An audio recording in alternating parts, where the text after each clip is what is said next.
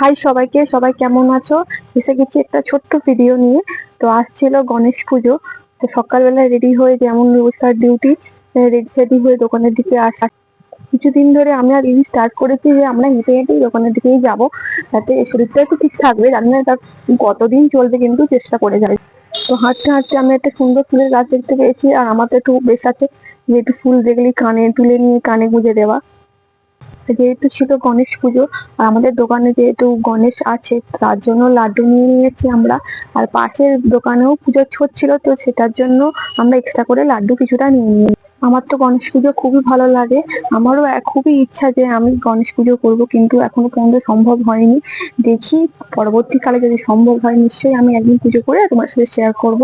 আর যেহেতু পুজোর সিজন আমি সেরকম একটা ভিডিও করে ছাড়তে পারছি না, সেই জন্য টুকটাক কিছু ভিডিওই নিতে পেরেছি ওই দিনে। তো বিকালবেলা যখন আমরা এলাম তখন তো হোম হচ্ছিল, তো সরাসরি উপরে গিয়ে একটু হোমের আগুনও নিয়ে নিলাম, আর গণেশ থেকে একটু দেখেও নিলাম। আমি ভিডিওটাকে এখানেই শেষ করলাম।